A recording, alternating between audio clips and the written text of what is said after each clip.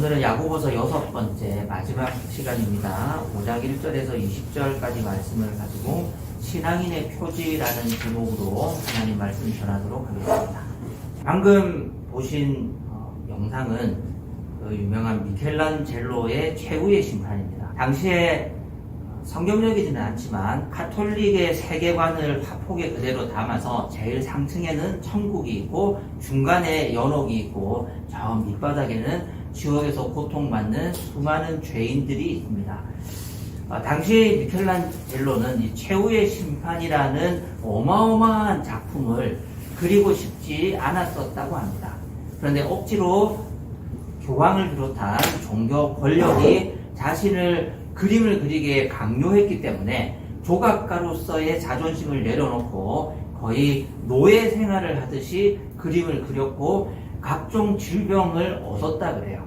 그래서 종교 권력을 비판하기 위해서 지옥의 제일 어두운 구석에 온몸이 뱀으로 칭칭 감겨있는 아주 사악한 캐릭터의 당시 추기경의 얼굴을 그려놓았고 영상에서도 보셨다시피 교황이 그 제단에서 미사를 심례하고 돌아서기만 하면 지옥 문으로 들어가는 것처럼 보일 수 있게끔 일부러 작품의 구도를 배치했었다고 합니다. 이처럼 미켈란젤로는 성격이 괴팍하고 다루기 힘든 사람이었기 때문에 그림을 이렇게 과격하게 그렸을 수도 있고 혹은 정의감이나 당시의 종교 권력을 꾸짖기 위해서 최후의 심판에 여러 가지 상징적인 장치들을 그려 넣었을 수도 있습니다. 오늘 우리가 마지막으로 살펴볼 야고보서 5장의 이 첫 번째 단락도 마치 미켈란젤로의 최후의 심판처럼 어마어마한 심판의 선고로 시작을 합니다. 우리가 1장부터 쭉 4장까지 살펴봤지만 야고보는 자기가 할 말이 있으면 어디에 한다고 그랬습니까? 그냥 1절에 제일 먼저 그 주제를 이야기하고 그 다음 말씀을 풀어가는 경향이 있는데요. 오늘 5장도 마찬가지입니다. 5장 1절에서 6절을 보면 과연 이 야고보서의 주된 타겟이 누구냐? 누구를 향해서 심판의 메시지를 선포하느냐? 교회 안에서 갈등을 일으키고 평화를 깨고 하나님의 영광을 가로막는 주된 타겟이 누구냐? 추기경인가 교황인가 하는 그 부분을 명확하게 하고 있습니다. 1절을 보시면요. 과연 이 야고보는 누구를 주 대상으로 해서 썼느냐? 1절 말씀 같이 읽겠습니다. 시작. 부자들을 들으십시오. 여러분에게 닥쳐올 비참한 일들을 생각하고 울며 부르짖으십시오. 누구에게 썼습니까? 부자들에게 썼습니다. 제가 이게 너무 길기 때문에 여기 모니터에 다 띄우지는 않았지만 자 2절을 보십시오. 여러분의 재물은 썩고 여러분의 옷들은 좀 먹었습니다. 3절 보십시오. 여러분의 금과 은은 녹이 슬었습니다. 4절을 보십시오. 여러분의 밭에서 곡식을 벤 일꾼들에게 주지 않고 가로챈 품삯이. 5절 보십시오. 여러분은 이 땅에서 사치와 쾌락을 누렸다. 6절 보십시오. 여러분은 의인을 정죄하고 있어요. 이 화가 났습니까? 안 났습니까? 엄청 열받았다는 걸 누가 봐도 알 수 있겠죠. 너무너무 화가 난 거예요. 5장 1절에서부터 6절까지 부자들은 들으십시오 라고 이야기하고 계속해서 문장의 첫머리에 뭐라 그래요? 여러분. 누가 잘못했어요? 부자들이 잘못했다는 거예요. 이 사람들이 어떤 잘못을 했습니까? 2절을 보시면 재물은 썩고 옷은 좀 먹고 금과 은은 녹이 슬었고 여러분의 밭에서 곡식을 벤 일꾼들에게 주지 않고 가로챈 떼먹은 임금이 있고 5절을 보시면 이 땅에서 사치와 쾌락을 누렸고 6절을 보시면 의인을 정죄하고 죽였다. 야고보서를 받아볼 교회 안에 부자들이 있었던 것 같습니다. 이 사람들이 어떻게 했습니까? 겸손하게 하나님을 인정하고 가난한 사람들을 구제하고 자비와 긍휼과 사랑을 베풀면서 신앙생활을 하지 않았던 것 같습니다.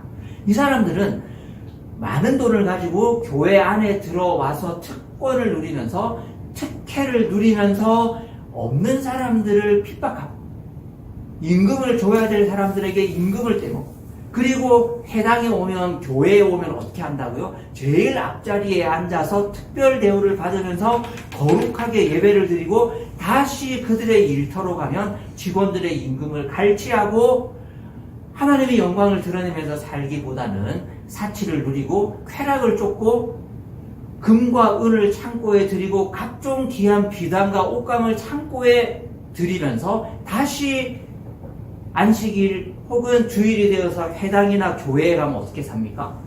거룩한 척 예배는 드리고 또 다시 죄를 짓는 그 패턴을 반복하면서 살고 있었습니다. 이 사람들이 자기가 주인이냐 하나님을 인정하지 않고 교회 안에서 자신의 부와 권세를 과시하려고 하자 초대교회 안에 어떤 일이 일어났습니까? 화평이 깨어지고 서로가 고슴도치가 되어서 서로를 찌르고 자기의 힘으로, 자기의 돈으로, 자기의 새치혀로 사람을 바꾸려고 뛰어들면서 자신도 불타고 교인들도 불태우고 온 공동체를 불태우는 위기를 불러 일으킵니다. 야고보서는 바로 이 사람들이 주된 타켓이었고 우리가 1절에서부터 6절을 간단하게 읽어봤지만 정말 어마어마하게 화가 났습니다. 너 이 부자들, 여러분이 삶의 방식을 바꾸지 않고 회개하지 않고 계속해서 이런 식으로 교회 안에서만 신앙생활 하는 척하고 다시 직장으로 돌아가면 하나님의 말씀은 깡그리 무시하고 욕심과 쾌락을 추구하면서 살아가면 여러분은 심판을 받을 겁니다. 저 지옥 제일 밑바닥에 온몸에 뱀을 칭칭 감고 지옥의 문을 지키는 그 문지기로 전락할 겁니다. 그 저주를 경고를 심판을 퍼붓고 있는 거예요. 우리가 만약에 신앙생활을 하지만 하나님을 주인으로 모시는 신앙인의 표지가 없이 교회에 오면은 좋은 모습을 보이지만 밖에 나가서는 내 욕심대로만 살아간다면 아마 오늘 야고보의 이 경고가 우리를 향한 경고가 되는 겁니다. 저는 돈이 없는데 저는 부자가 아닌데 돈만 많은 부자를 향해서 경고하는 것이 아닙니다. 야고보 전체의 흐름을 보면 돈이 많든 돈이 적든 권력이 있든 권력이 없든 높은 자리에 있든 낮은 자리에 있든 그것이 중요한 것이 아니라 자기가 스스로 주인이 되어서 인생을 살아가고 자기가 주인이 되어서 말로 사람을 바꾸려고 하고 자기의 지혜와 경험과 돈으로 사람을 바꾸려고 한다면 그 사람들은 다 부자인 겁니다. 우리의 인생에 누가 주인입니까? 하나님이 주인입니까? 내가 주인입니까? 그렇게 내가 큰 목소리를 과시하면서 인생을 살지는 않지만 황소고집 같은 고집으로 하나님이 주인이 아니고 그냥 내 방식대로만 인생을 살아가고 하나님이 개입할 여지를 내어드리지 않는다면 우리는 오늘 야고보서 5장 1절에서 6절이 이야기하는 부자인 겁니다. 그 경각심을 가지고 참된 신앙인의 표지가 무엇인지 오늘 본문을 통해서 함께 살펴보려고 합니다. 첫 번째 단락 7절에서 11절 참된 신앙인은 어떤 표지가 있느냐? 인내하는 사람입니다. 왜냐하면 심판은 하나님의 손에 있기 때문입니다. 우리 7절 말씀 같이 한번 읽어보겠습니다. 7절입니다. 시작. 그러므로 형제 자매 여러분 주님께서 오실 때까지 참고 견디십시오. 보십시오. 농부는 양비와 진비가 땅에 내리기까지 오래 참으며 땅에 대한 소출을 기다립니다. 1절부터 6절은 굉장히 강하고 급한 어조로 부자들을 꾸짖었습니다. 그런데 7절은 야고보의 태도가 180도 전환하면서 따뜻하지만 단호한 단어로 시작을 하는데요. 그것이 바로 오래 참으라라는 단어입니다. 여기 성경을 보니까 그로 시작하는데요. 헬라어 원문을 보면 동사가 제일 앞에 나와요. 오래 참으라라는 단어로 7절의 첫 문장을 시작하는 겁니다. 억울한 일을 당할 때 저 사장님은 교회 안에서는 장로님으로 대접을 받고 예배당에 제일 앞자리에 좋은 자리에 앉는 특혜를 누리고 의사결정에도 입김이 세지만 내가 저 사장님 회사의 직원인데 여기 임금 체불이 3개월이 넘었다. 내가 저 사장님 때문에 예배당에 다니기가 싫다. 그것이 야고보서를 수신해서 읽고 공유했던 교회의 현실이었습니다.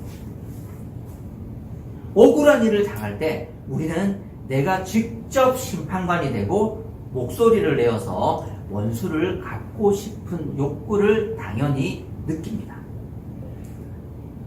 그 사람들을 향해서 야고보의 첫 번째 권면이 뭐냐면 오래 참으라는 겁니다. 참고 견디라는 겁니다. 왜냐하면 9절 말씀 형제자매 여러분 심판을 받지 않으려거든 서로 원망하지 마십시오. 보십시오. 심판하실 분께서 이미 문 앞에 서 계십니다. 내가 저 회사의 직원입니다. 내가 저 사람의, 저 부자의, 저 사장님의, 저 권력자의, 우리 교회 장로님의 비리를 너무너무 잘 알고 있습니다. 내가 다 까발리고 다 같이 죽으렵니다. 그렇게 하지 말라는 거예요. 어떻게 해야 됩니까? 오래 참아야 합니다. 왜 오래 참아야 할까요? 성격이 좋기 때문에 오래 참는 것이 아니고 하나님만 보고 신앙생활을 하지 내가 사람 보고 신앙생활을 하는 거 아닙니다. 그렇기 때문에 오래 참는 게 아니에요. 심판은 누가 합니까? 내가 아니라 하나님이 하시는 것이기 때문에 오래 참아야 하는 겁니다. 이것이 우리 신앙인의 첫 번째 덕목입니다. 이것은 내 손에 꽉 쥐고 있던 판사봉, 내 손에 있던 판사봉을 땅땅땅 치면서 무기징역 하면 진짜 무기징역이 되는 거예요. 그 이전에 무슨 말을 했든지 다 소용없습니다. 그냥 그것이 곧 법이고 결론입니다. 그냥 무기징역수가 되는 거예요. 그 판사봉을 누가 쥐고 있습니까? 우리 거의 대부분은 내가 쥐고 있습니다. 그것을 내려놓으라는 겁니다. 진짜 재판관이신 하나님께 온전히 넘겨드리는 적극적인 신앙 고백이 바로 인내하는 것이고 참는 겁니다. 내가 칼을 휘두르지 않아도, 내가 법봉을 땅땅땅 내려치지 않아도 만군의 주님께서 오셔서 이 모든 비정상을 정상으로 돌려놓으실 것을 믿는 믿음, 이것이 바로 참된 신앙인의 첫 번째 표지예요. 그런데 이 말씀은 오랫동안 독재 정권이나 왕이나 권력자의 권력을 유지하는 수단으로 악용되어 왔었습니다. 보수적인 정치구호로 많이 인용된 게 바로 야고보서 5장 7절 이하의 말씀들이에요. 신뢰를 보면요, 1807년에 영국의 출판사에서 카리브해와 미국의 백인 농장주들을 위해서 성경을 하나 펴냈습니다. 그 성경의 제목이 뭐냐면 노예들을 위한 성경이었습니다. 흑인들을 위한 성경이었어요. 이 성경은 지금도 워싱턴 DC 성경박물관의 유물로 전시되어 있다고 해요. 이 성경은 재밌는 것이 출애굽기를 통째로 다 드러냈습니다. 노예들을 위한 성경에는 노예 해방, 애굽에서 탈출했던 그 위대한 하나님의 역사가 없어, 출애굽기가 없습니다. 뿐만 아니라 구약의 90%가 삭제됐어요. 신약의 50%가 삭제됐습니다. 야고보서 5장 7절과 8절의 말씀, 길이 참으라 주의 강림이 가까우니라. 이 구절 딱 거기 있습니다. 또는 베드로전서 2장 18절, 사환들아 범사에 두려워함으로 주인들에게 순종하라. 젊은이들아 겸손함으로 허리를 동이고 장로들에게 순복하라. 이런 교훈, 이런 말씀만 그 성경에 남겨놓고 구약의 90%, 신약의 50%를 삭제하고 성경책의 제목은 노예들을 위한 성경, 흑인들을 위한 성경. 당시 백인 농장의 농장주나 목사들은 이 성경을 들고 흑인들에게 이렇게 설교했습니다. 현실의 채찍질을 원망하지 말고, 야고보서 본문이에요. 천국을 바라보며 길이 참고 인내하십시오. 이 말씀이 노예들의 폭동을 막는 종교적인 이데올로기, 사회 통제용 정치로 철저하게 악용이 됐었습니다. 야고보서의 이 말씀은 불의를 외면하고 참고 목소리를 내지 말라는 뜻이 절대로 아닙니다.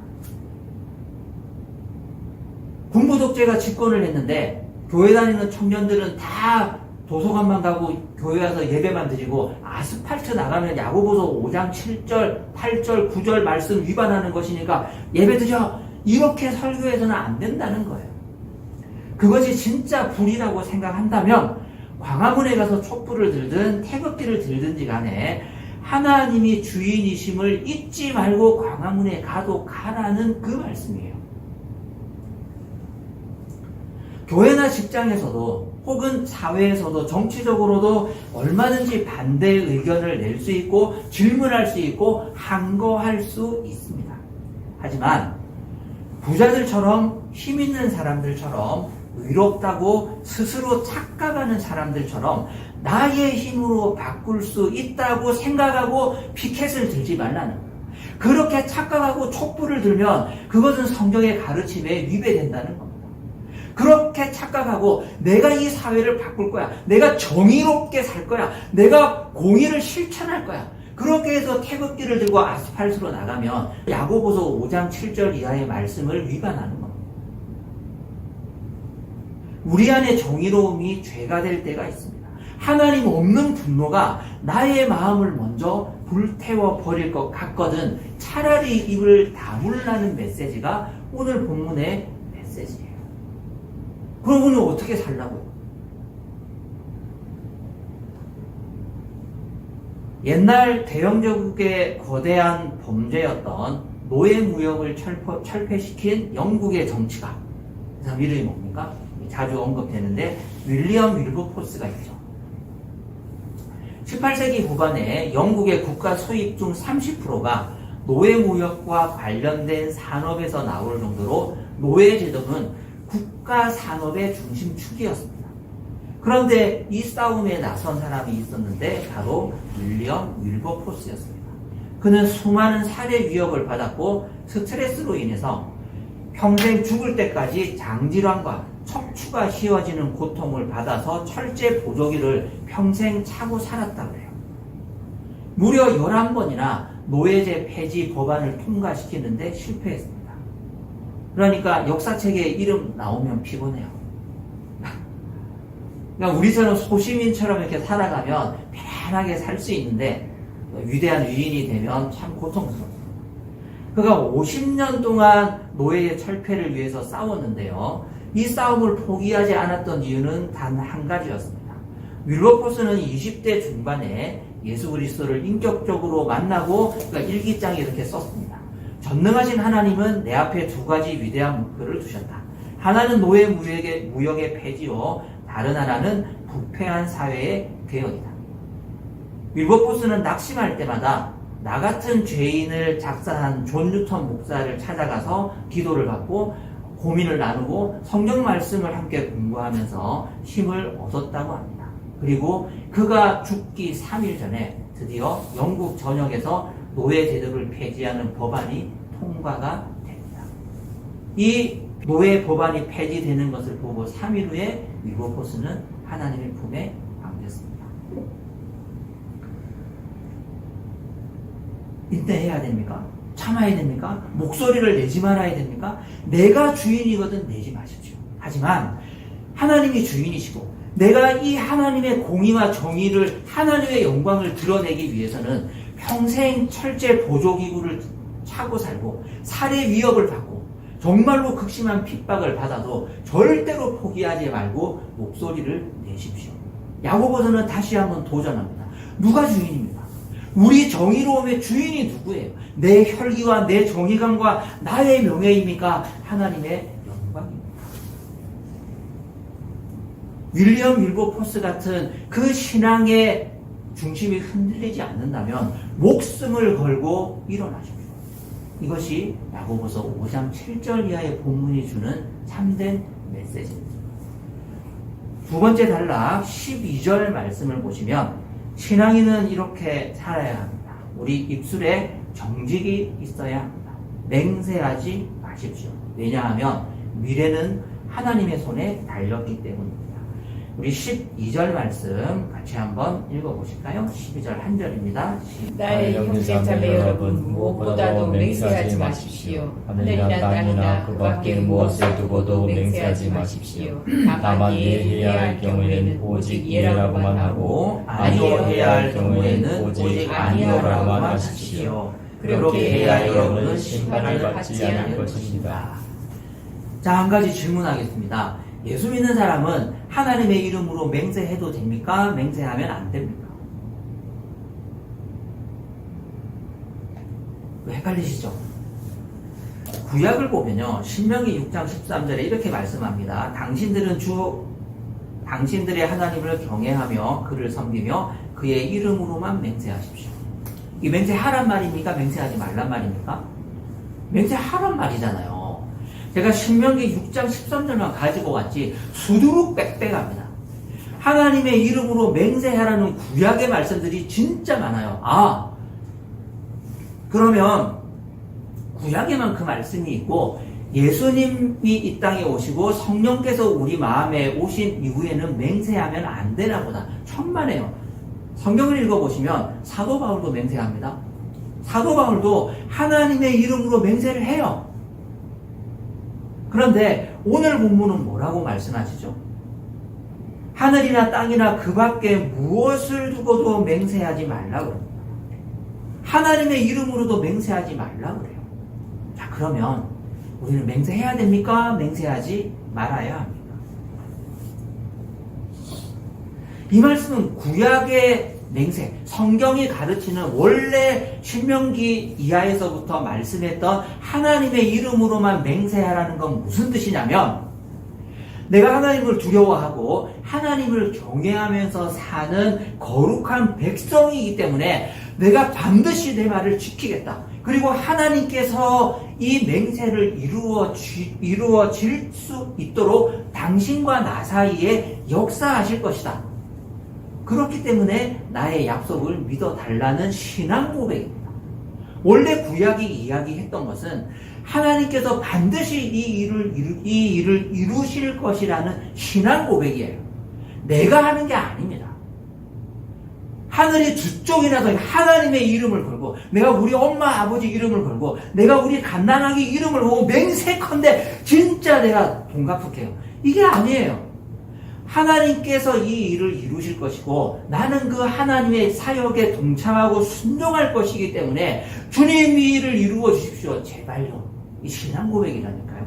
그 신앙 고백은 해도 됩니다. 하십시오. 하나님의 이름으로 맹세하십시오. 기도하는 사람이 되겠습니다. 이 맹세하십시오. 전도하는 사람이 되겠습니다. 하나님의 영광을 드러내는 사람이 되겠습니다. 자비와 긍휼과 사랑을 실천하는 사람이 되겠습니다. 이거 맹세해야죠. 고려해 보겠습니다. 적극 생각해 보겠습니다. 무슨 그런 빠져나갈 구멍을 이런 건 맹세해야 되는 거예요. 나는 연약하지만 나는 잠이 많아서 잘 기도하지 못하지만 나는 게을러서 하다가 말다가 작심삼일이지만 우리 하나님은 내 안에 일하고 계시기 때문에 내가 반드시 기도의 사람으로 성숙할게요. 저 맹세합니다. 하나님이 나를 그렇게 만들어 가실 줄은 믿습니다. 그런 차원에서 맹세를 자주 하시기 바랍니다. 여러분 기도의 사람이 되시겠습니까? 고려해 보겠습니다. 이거 부족해요. 반드시 되겠습니다. 이렇게 자주 하나님 앞에 기도하고 다짐하고 맹세하고 주님 나를 변화시켜 주십시오라고 하나님 앞에 맹세하는 것, 이것은 성경적이에요. 그럼 무슨 맹세를 하면 안 되느냐, 이거예요. 이 사람들의 맹세는 뭐냐면 내가 반드시 하겠다는 겁니다. 내가 이재명인데, 내가 윤석열인데, 내가 문재인인데, 내가 대통령인데 되지 그럼. 이런 맹세를 하지 말라는 겁니다. 그런데 내가 이재용인데 그럼 힘이 실리죠. 내가 대통령인데 이게 권위가 있어요. 내가 교장인데 이게 권위가 실리는 겁니다. 그런 맹세는 하지 말라는 겁니다. 네가 부자냐? 너의 돈을 걸고 맹세하지 마라. 너의 그 계획, 너의 그 권력, 너의 그 재력, 그것을 하나님께서 허락하시지 않으면 단 하나도 이루어질 수 없는 좀먹은 것이고 빈 껍데기다. 그것은 신앙이 아니야. 그 경고를 하고 있는 겁니다. 나의 형제자매 여러분, 무엇보다도 맹세하지 마십시오. 하늘이나 땅이나 그 밖에 무엇을 두고도, 당신의 재력을 두고도, 권력을 두고도, 힘을 두고도, 어떤 것으로도 맹세하지 마십시오. 다만 어떻게 해야 된다고요? 예해야 할 경우에는 오직 예라고만 하고, 하나님 앞에서 아니요 해야 할 경우에는 오직 아니요라고만 하십시오. 하나님의 법정에 선 재판받는 사람처럼 물어보면, 하나님께서 물어보면 너 이거 할 수 있어? 그때 예라고 하고, 너 이거 할 수 있어? 도저히 안 될 것 같으면 아니요라고만 하는 정직한 입술을 가진 사람이 되라는 겁니다. 그렇게 해야 여러분은 심판을 받지 않을 겁니다. 우리의 혈기와 우리의 능력으로 맹세하는 사람이 아니라 하나님의 법정 앞에 서서 할 수 있는 것은 할 수 있다고 진실되게 고백하고, 잘못된 것은 잘못됐다라고 진실되게 고백하고, 할 수 없는 것은 할 수 없다고 진실되게 형제 자매 앞에서, 하나님 앞에서 아니오라고 할 때 비로소 참된 신앙인의 표지를 갖고 살아갈 수 있는 겁니다. 마지막으로 판사봉도 넘기고 입술에 허세를 쫙 뺀 성도가 마지막으로 당도하는 가장 거룩하고 낮은 신앙인의 표지가 무엇이냐? 바로 기도입니다. 13절에서 마지막 20절 단락을 보시면 우리는 기도하는 사람이 되어야 하는데, 왜냐하면 변화는 하나님의 손에 달려있기 때문입니다. 자, 13절 말씀 같이 한번 읽어보실까요? 13절입니다. 시작. 믿음으로 간절히 드리는 기도는 병든 사람을 낫게 할 것이니 주님께서 그를 일깨워 주실 것입니다. 또 그가 죄를 지은 것이 있으면 용서를 받을 것입니다. 제가 13절 한 절만 썼지만, 자, 14절 보십시오. 여러분 가운데 병든 사람이 있습니까? 교회의 장로들을 부르십시오. 그리고 기름을 바르고 그를 위하여 기도하여 주십시오. 15절 보십시오. 믿음으로 간절히 드리는 기도는 병든 사람을 낫게 할 것입니다. 그의 죄도 용서받을 것입니다. 16절이요. 그러므로 여러분은 서로 죄를 고백하고 서로를 위하여 기도하십시오. 그리고 17절, 18절에 기도로 위대한 기적을 이끌었던 엘리야 사도 선지자의 그 예가 나옵니다.